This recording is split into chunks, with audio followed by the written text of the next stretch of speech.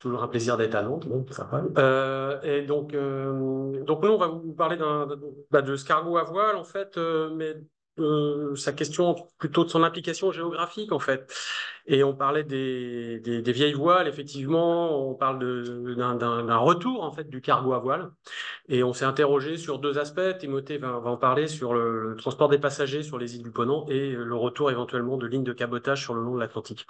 Alors, quand je parle d'un retour, effectivement, il faut parler d'une résilience, c'est-à-dire que c'est un vieux, voilà, on parle de vieux bateaux qui existent depuis très longtemps, évidemment, qui avaient des géographies très très anciennes. Donc, Belle-Île est au centre d'une circulation pendant des années, notamment au XVIIIe siècle. Et c'est pour ça qu'on s'est interrogé aussi sur ces questions insulaires. Ce que je voulais dire par là, c'est qu'en fait, la question du marché du transport maritime, elle est souvent liée à des questions de contexte géohistorique, et ces contextes géohistoriques, ils peuvent effectivement changer. Pourquoi Belle-Île est au cœur d'une circulation de cabotage au XVIIIe siècle? C'est parce qu'il y a les Anglais qui nous attaquent dans cette région-là. Heureusement, ils ont arrêté, et depuis, Belle-Île est devenue une île très très calme et paisible et touristique, et évidemment sans beaucoup de bateaux marchands maintenant et que des touristes. Mais voilà, ce contexte-là avait créé une dynamique de cabotage marchand très très importante parce qu'il fallait approvisionner les troupes qui résistaient à Belle-Île face aux envahisseurs anglais. Alors, ce système, effectivement, du breton, enfin atlantique, on va dire, il évolue aux mesures du temps. Voilà, à la fin du XVe siècle, on est sur des céréales, des produits manufacturés, du sel, avec toute une multitude de ports. Et puis, on voit au fur et à mesure que le grand commerce colonial apparaît au XVIIe, XVIIIe, que toute cette géographie portuaire se polarise, se concentre jusqu'à une mise en périphérie au XXe siècle, où finalement le cœur de l'industrie, le cœur des échanges se déplace vers le cœur de l'Europe et laisse finalement cette façade atlantique un petit peu face à des ports secondaires, des ports mineurs. Aujourd'hui, l'essentiel du commerce, c'est plutôt Le Havre, Marseille. On dit que le premier port français, c'est Anvers, et effectivement, on se pose effectivement des questions sur le devenir de ces ports secondaires et de ces qui sont devenus effectivement secondaires. Donc on voit bien que le système, le contexte évolue et qu'il change effectivement considérablement les géographies. Alors j'insiste aussi sur ce point, c'est qu'effectivement au XXe siècle, ce qui va beaucoup marquer les choses, c'est qu'on entre dans une ère de massification, et évidemment je vais y revenir parce que c'est là le cœur du problème.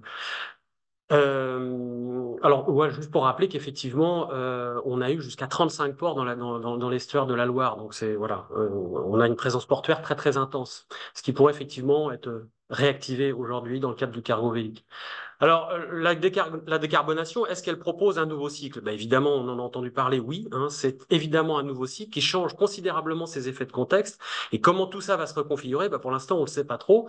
Et quand on parle du cargo à voile, là où on voudrait insister, enfin, en tout cas, c'est le message que je voudrais faire passer moi aujourd'hui, c'est que est-ce qu'il est le bienvenu? Et j'ai l'impression qu'il n'est pas tout le temps le bienvenu. C'est-à-dire qu'on en parle comme une solution idoine, on en a parlé, effectivement, c'est la seule solution mature. Sauf qu'aujourd'hui, il faut bien reconnaître que pas grand monde en veut finalement.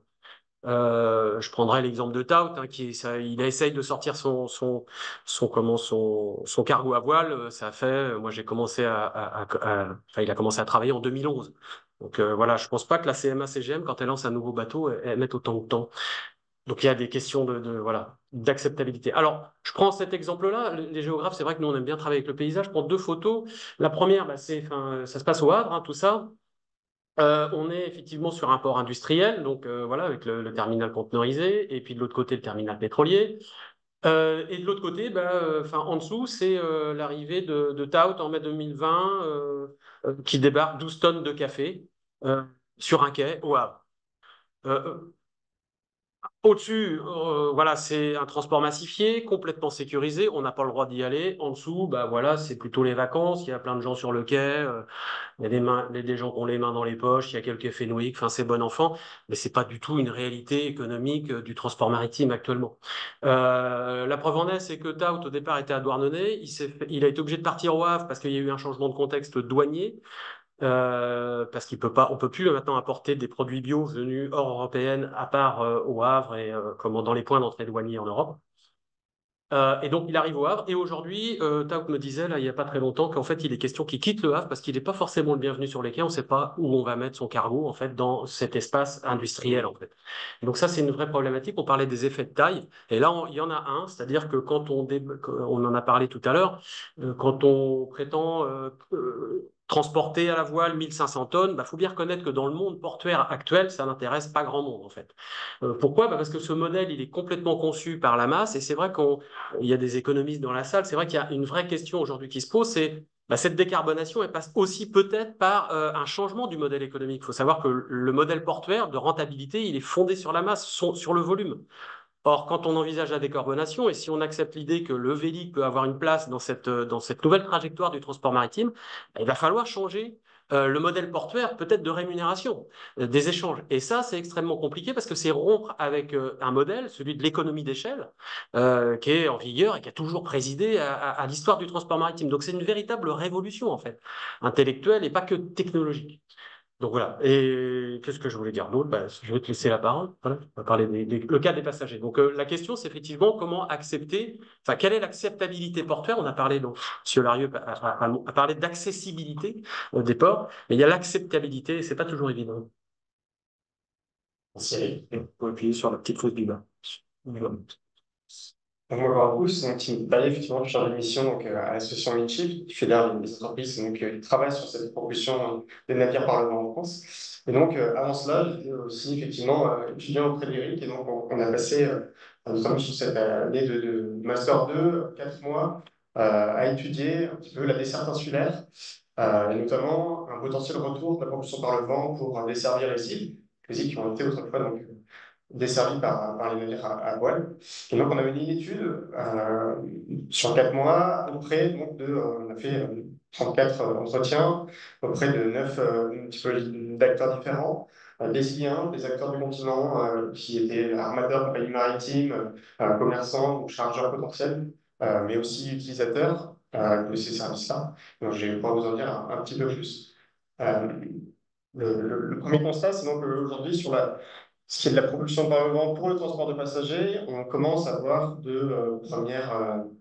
un nouveau service qui voit le jour, avec des partis pris un peu particuliers sur le fait de dire que aujourd'hui, on ne va plus voir en tout cas, pour l'accès aux îles, ce voyage pour certains comme un trajet nécessaire, et donc quelque chose qu'on va aller, en fait, on vise simplement à aller à un point, à un moment donné, mais on va plutôt considérer cette période de transit comme en fait quelque chose dont on va pouvoir profiter et qu'on va pouvoir reconsidérer sans forcément uniquement viser l'arrivée au port. Donc c'est le cas de ce que propose Sidecop sur donc, son trajet notamment à Saint-Raphaël-Calvi. Ils ont depuis aussi lancé des trajets en transatlantique.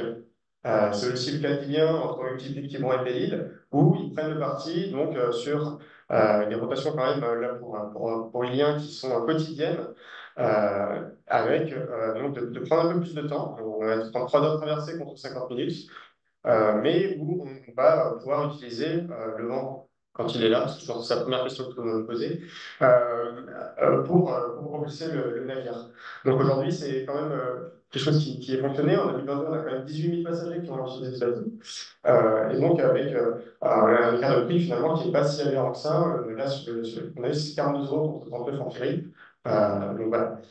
Euh, pour des segments plus grands, là, les bateaux qui ont été exposés, on est vraiment encore sur du yachting, on est sur des modèles de croisière. On n'est pas encore tout à fait sur vraiment un nouveau modèle tel qu'on pourrait le considérer sur ces types de produits. Pour maintenant aller plus particulièrement sur la desserte des îles, petit exercice qu'on a essayé de mener sur son étude assez court, c'était de commencer à regarder quels étaient les principaux critères qui allaient toucher donc l'accessibilité des navires véliques au port. Et on s'est très vite rendu compte donc qu'il y avait quelques critères donc, qui étaient importants pour pouvoir envisager un retour du transport propulsé par le vent dans ces ports des îles. Alors notamment, le premier, le conflit d'usage. Donc effectivement, eh ben, on nous a rapporté que au-delà donc, de la faisabilité même du projet, de savoir est-ce que c'est vraiment pertinent d'utiliser un bateau à voile pour aller sur des îles qui sont parfois trop proches du rivage, qui sont des vents pas forcément favorables. Sans même considérer tout ça, il y a une activité sur les îles avec des ports qui sont plus ou moins remplis par diverses activités et où la concurrence est assez forte et donc on peut rapidement avoir ses amarres coupées si jamais on n'est pas le bienvenu. Donc un fort travail à effectuer. L'accessibilité au port, bien sûr, donc il y a d'autres critères, je ne vais peut-être pas noter ici, mais qui étaient importants à prendre en compte dans le cas d'envisager donc d'un tour de ce service-là. Et la disponibilité du port, donc est-ce qu'il est fréquenté par les navires, est-ce qu'on a des infrastructures portuaires pour les accueillir, est-ce qu'on a une délégation de service public donc, qui vont desservir ces ports-là, la navigabilité entre le port du continent, le port des îles. Et donc tout ça pour arriver à un codage assez simple sur lequel on a voulu en fait reproduire un peu ce qu'on peut avoir sur les codes pour l'alimentaire. Pardon, le client. Elle est là. Ah, ouais, bien sûr. Et donc, c'est un code assez simple pour comprendre finalement qu'est-ce qui, si ces ports-là étaient bien prévus et pouvaient accueillir des navires box. Donc, on a quelques cas de tests avec, bien sûr, là, vous l'avez vu, donc des données qui sont quand même globalement qualitatives et qui gagneraient donc à être objectivées et aussi au-delà de ça, donc élargies à l'ensemble des ports des îles. Mais quelque chose qu'on a noté, c'est quand même une importance donc, de distinguer la haute saison et la basse saison, d'une part, mais aussi de voir quel était le marché adressé, même pour la propulsion par le vent, pour la desserte de passagers, puisque on a donc des Iliens qui prennent le bateau comme ils prennent le bus, donc ils n'ont pas forcément envie que ça traîne, euh, et voilà. Ce n'est pas le cas des touristes. Donc, on a d'autres cas. Il faut que tu conclues. Et je vais conclure. Je suis trop loin à parler, désolé. Donc, tout ça pour dire que, au-delà de la desserte des îles, aujourd'hui, on s'intéresse au cabotage maritime de façon plus large avec le transport de marchandises et qui pose beaucoup de questions, d'autant qu'on parle d'un programme Marco Polo qui avait essayé de relancer le cabotage à l'échelle européenne, qui n'a pas fonctionné, donc avec des enjeux pour demain, avec une réglementation qui change, avec des opportunités qui se dessinent, et qu'on essaie du coup de mener à travers ce projet Remove porté par ADEME. Ce dernier mot, il y a quand même, j'allais trop loin. Oui, non, mais juste un dernier mot, parce qu'effectivement, on ne peut pas dépasser le temps. C'est vrai que la question du cabotage, cette fois-ci de maritime, effectivement, on a fait une petite représentation. C'est vrai que l'essentiel en noir, ben, c'est l'existant, et le projeté, c'est effectivement cette fameuse histoire de l'arc atlantique. Et on a parlé tout à l'heure des ports secondaires. Les ports secondaires, ben, ils ne sont pas forcément tous adaptés. Je veux dire, il faut savoir qu'aujourd'hui, quand on regarde les trafics dans les ports secondaires, le cabotage, la part du cabotage est vraiment ridicule, en fait. La plupart de ces ports secondaires sont des ports internationaux. Je veux dire, les flux qui viennent à Lorient, à Brest, ils arrivent du Brésil, de la Baltique. Il ne faudrait pas confondre le port secondaire avec le port de proximité. Et ça, c'est un véritable enjeu en termes de réorganisation des réseaux logistiques. Et c'est en ce sens, encore, je me répète, que, effectivement, le navire est certes un objet focal au cœur de toutes nos réflexions sur la décarbonation, mais il ne faut pas oublier qu'il est au cœur d'un dispositif sociotechnique où la logistique a un rôle très très important et c'est peut-être aussi par là qu'on peut passer pour la décarbonation. Voilà. Désolé pour nous. Non, merci beaucoup, bah, bravo et désolé pour la